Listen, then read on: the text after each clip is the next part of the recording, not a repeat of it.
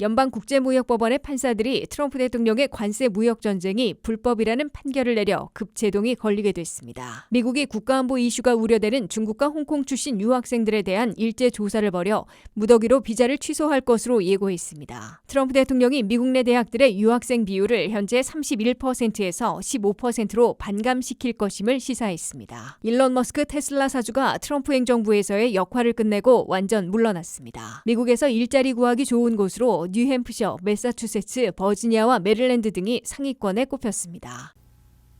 시청자 여러분 안녕하십니까? 워싱턴 뉴스 투데이입니다. 트럼프 대통령이 전 세계를 상대로 부과해온 각종 관세가 연방무역법원에서 불법이라는 판결이 나와 급제동이 걸리고 있습니다. 트럼프 행정부는 연방대법원으로 끌고 가는 동시에 통상법 301조 등 다른 수단을 찾게 될 것으로 예상되고 있어 트럼프 대통령의 관세 무역 전쟁은 지속될 것으로 보입니다. 한면택 기자가 보도합니다. 도널드 트럼프 대통령이 4대 핵심 정책 중의 하나로 밀어붙여 전 세계 경제를 요동치게 해온 관세무역 전쟁이 연방국제무역법원의 3인 판사에 의해 불법 판결로 전격 급제동이 걸렸다가 항소법원에서 탈출하고 있습니다. 하루도 지나지 않아 연방항소법원은 무효화 판결을 일시 동결시켜 트럼프 관세를 일단 유지시켰습니다. 이 때문에 트럼프 관세는 불확실성만 증폭되고 있고 결국 연방대법원까지 올라가는 법적 투쟁을 벌이는 동시에 일기 때처럼 통상법 301조 발동과 같은 다른 방법을 구사할 것으로 보여 관세무역 전쟁은 지속될 것으로 예고되고 있습니다. 연방 순회항소법원은 트럼프 행정부가 연방국제무역법원의 불법 무효화 판결을 일단 효력 중지시켜달라는 요청에 동의했습니다. 연방항소법원의 일시 동결 결정으로 트럼프 관세가 무효화되지 않고 심리기간 중에는 효력을 유지할 수 있게 됐습니다. 이 앞서 뉴욕 소재 연방국제무역법원의 3인 판사들은 트럼프 대통령이 경제 비상사태를 선포하고 IEEPA라는 1977년에 국제 비상사태 경제권한법에 근거해 각종 관세를 부과했으나 무역 적자 등을 비상사태로 볼 수 없고 이 법에 따른 관세 부과 권한이 없어 불법으로 무효라고 판결했습니다. 공화민주 출신 대통령들의 지명에 초당적으로 섞여있는 3인 판사들의 결정으로 멕시코, 캐나다, 중국 등 3대 교역국들에 대한 25% 이상의 관세, 70개국에 대한 상호관세, 10%의 보편관세 등 거의 모든 트럼프 관세는 일단 무효화됐습니다.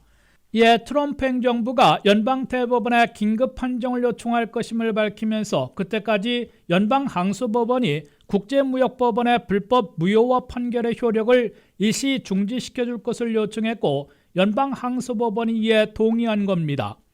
이에 따라 시행은 유보됐으나 불법 입국과 펜타닐을 막지 않는다는 이유로 멕시코, 캐나다, 중국 등 3대 교역국들에 대한 25% 이상의 관세 부과는 여전히 유효하게 됐습니다.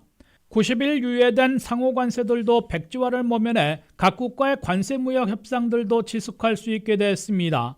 트럼프 행정부가 최근 발표한 영국과 중국과의 협상 타결과 새 관세율도 일단 유지될 수 있게 됐습니다. 트럼프 행정부는 선출되지 않은 판사들이 미국의 국가 비상사태를 해결할 능력과 권한을 가진 게 아니라고 반박하고 연방대법원까지 끌고 갈 것임을 예고했습니다.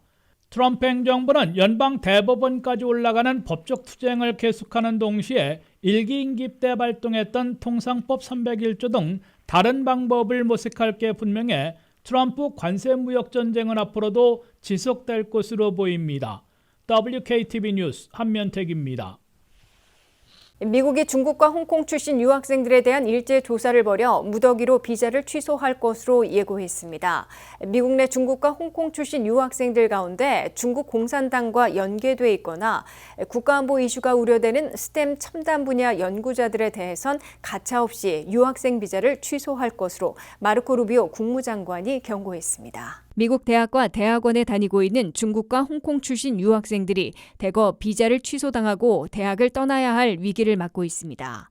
마르코 루비오 국무장관은 국무부와 국토안보부가 합동으로 미국에 있는 중국과 홍콩 출신 유학생들에 대한 일제 조사를 벌여 공격적으로 비자를 취소할 것이라고 밝혔습니다.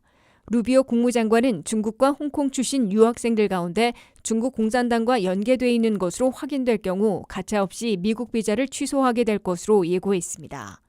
뿐만 아니라 국가안보 이슈가 우려되는 경우 기묘한 분야에서 연구하고 있는 중국과 홍콩 출신들에 대해서도 비자를 취소할 것으로 밝혀 STEM, 즉 과학기술공학, 수학 전공자들의 비자를 박탈해 본국으로 돌아가게 할 것으로 시사했습니다. 미국 대학과 대학원에 재학 중인 중국 유학생들은 현재 27만 7,400명으로 나타났습니다. 그중에서 스템 첨단 분야 전공자들은 11만 명인 것으로 집계됐습니다. 트럼프 행정부가 압박하고 있는 하버드 대학에 재학 중인 중국 유학생들은 1,300명인 것으로 나타났습니다. 중국은 14억 인구 중에서 공산당원이 1억 명이고 상당수를 언론인과 유학생 신분으로 미국에 보내는 것으로 알려져 있습니다.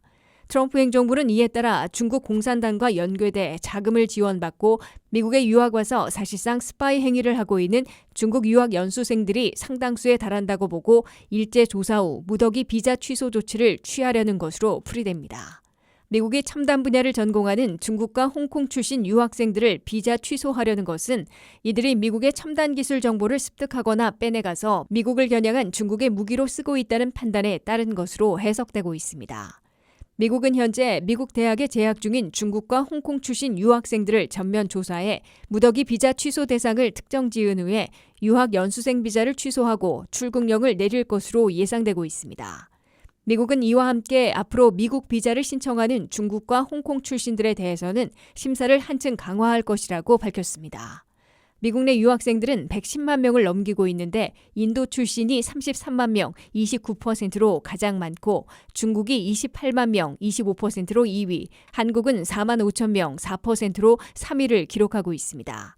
미국 내 유학생들은 한 해에 학비와 생활비 등으로 440억 달러를 쓰고 있어 대학 재정과 대학촌 경제, 미국 경제에 상당한 기여를 하고 있는 것으로 나타났습니다.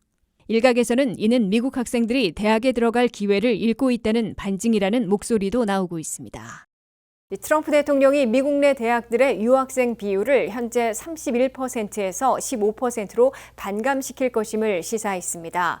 그럴 경우 미국 내 유학생 110만 명이 50만 명대로 급감하게 되고 중국 유학생들이 가장 많이 줄어들 것으로 예상되고 있습니다. 한면태 기자가 보도합니다.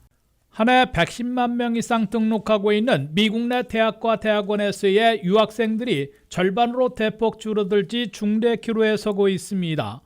도널드 트럼프 대통령이 미국 내 대학들에서 유학생들이 차지하는 비율을 현재 31%에서 15%로 절반이나 낮출 것임을 시사하고 나섰습니다. Why would 31%? Why would a number so big? I think number one, I think they should have a cap of maybe around 15%. Not 31%. We have people who want to go to Harvard and other schools. They can't get in because we have foreign students there. 트럼프 대통령은 나는 미국에 유학 오는 외국 학생들에 대해 큰 문제가 없다고 생각하고 있으나 현재 유학생 비율 31%는 너무 많고 15%로 조정해야 한다고 밝혔습니다. 트럼프 대통령은 하버드를 비롯한 일부 대학들에는 여러 문제를 일으키는 말썽꾼들도 있다면서 이들을 미국에 보내는 나라들은 미국에 해를 끼치려 하고 있다고 지적했습니다. 트럼프 대통령은 이어 하버드를 비롯해 미국 대학들에 입학하고 싶은 미국인들이 많이 있는데 유학생들이 너무 많으면 자국민들의 입학이 줄어드는 결과를 빚어 미국 우선에도 맞지 않는다고 강조했습니다. 하버드 대학의 경우 외국 유학생들이 6,800명 등록하고 있어 전체에서 27%를 차지하고 있습니다. 트럼프 행정부가 유학생 비자를 통제할 수 있는 세비스 또는 SEVP 시스템과 유학연수생 FMJ 비자 발급을 통해 한 해 허용하는 유학생 규모를 현재 110만 명에서 50만 명대로 반감시킬 수도 있을 것으로 예측되고 있습니다. 트럼프 행정부는 이미 해외 공관에서 비자 신청자들의 SNS 검색과 심사 강화를 이유로 유학연수 비자 인터뷰를 일시 중지시켜 유학생 통제를 시작한 것으로 보입니다. 트럼프 행정부는 특히 중국과 홍콩 출신 유학생들에 대한 일제조사를 벌여 중국 공산당 연계자들과 스템 첨단 분야 전공자들의 비자를 공격적으로 취소하고 출국령을 내릴 채비를 하고 있습니다. 이와 함께 유학생들이 졸업 후 취업할 수 있는 OPT를 폐지할 방침을 밝혀놓고 있습니다. OPT가 폐지되면 한인 졸업생 7,700명을 포함해 24만 3천 명의 갈 곳이 없어집니다. 졸업 후 1년간 취업하는 일반 OPT는 16만 3,500여 명이 있고 3년간 취업하는 스템 OPT는 8만 명이 있는 것으로 나타났습니다. 현재 미국 대학이나 대학원에 등록해 있는 유학생들은 113만 명에 달하고 있습니다. 1위 인도 출신들이 33만 명, 27%로 가장 많고 2위 중국 출신들은 28만 명, 25%로 집계되고 있습니다. 3위는 한국 출신으로 1, 2위와 많이 차이가 나는 4만 5천 명으로 전체에서 4%를 차지하고 있습니다. WKTV 뉴스 한면택입니다. 일론 머스크 테슬라 사주가 트럼프 행정부에서의 역할을 끝내고 완전 물러났습니다. 머스크는 트럼프 대통령에게 기회를 준 데 대해 사의를 표시하고 퇴임을 알렸으며 백악관은 5월 28일자로 도우지 정부효율부 수장을 비롯한 정부 역할을 종료했다고 확인했습니다. 20대와 30대의 젊은 천재들과 함께 연방정부 개혁을 주도해온 일론 머스크가 트럼프 행정부에서의 역할을 완전 끝낸 것으로 본인과 백악관이 공표했습니다. 일론 머스크는 X에 게재한 글에서 정부 적자를 줄일 수 있도록 기회를 준 트럼프 대통령에게 감사한다면서 정부 역할을 끝내고 완전 물러났음을 알렸습니다.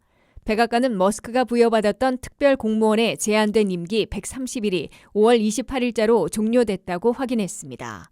백악관은 일론 머스크는 최근 수주 동안은 백악관에 정례적으로 방문하지 않았다면서 도우지, 즉 정부효율부 수장직을 비롯한 정부 역할이 끝난 것으로 밝혔습니다. 도우지 정부효율부는 5월 말 현재까지 연방정부 예산에서 1,750억 달러를 절약했으며 이는 미국민 1인당 1,087달러씩 아낀 셈이 된다고 공표하고 있습니다. 도우지는 무상 그랜트 15,000여 개를 취소시켜 400억 달러를 절약했다고 밝혔습니다. 이어 정부 컨트랙트들을 1,900개 종료시켜 320억 달러를 아꼈다고 설명했습니다.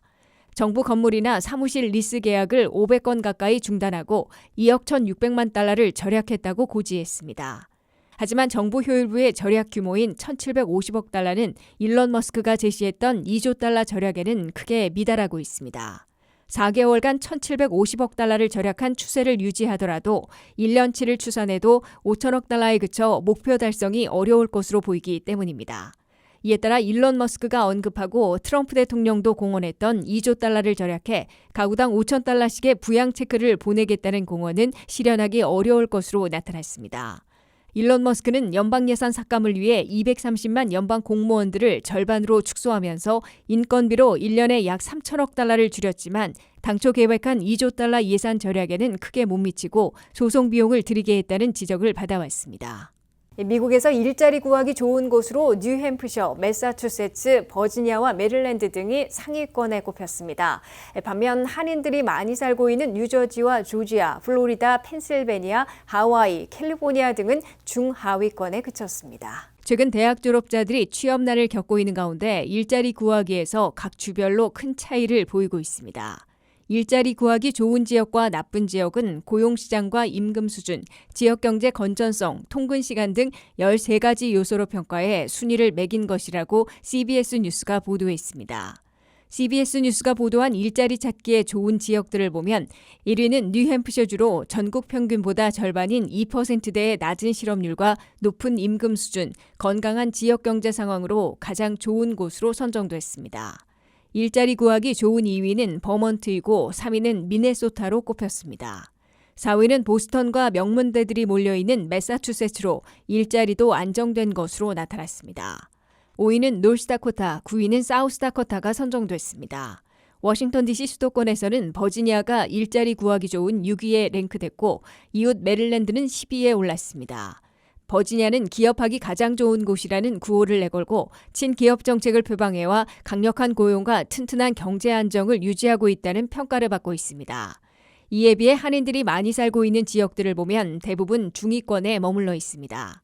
서부 워싱턴주가 14위, 남부 텍사스는 16위, 산업지대인 미시건이 17위, 콜로라도가 18위, 애리조나가 19위로 일자리 구하기 좋은 20위 안에 들었습니다. 일리노이는 21위, 뉴저지는 24위, 조지아 25위, 플로리다 27위, 펜실베니아 29위, 하와이 33위, 캘리포니아 34위로 중하위권에 그쳤습니다. 반면 미국에서 일자리 찾기에 가장 안 좋은 지역 1위는 웨스트 버지니아가 선정됐습니다.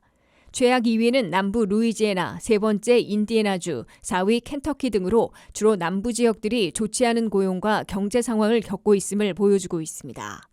알래스카와 몬태나, 와이오밍, 아이다호 등도 일자리 구하기 나쁜 지역들에 꼽혔습니다. 한인들이 많이 사는 지역들 가운데 뉴욕이 일자리 구하기 나쁜 지역 10위에 선정되는 오명을 남기고 있습니다. 이상으로 워싱턴 뉴스투데이를 마치겠습니다. 시청해주신 여러분 고맙습니다.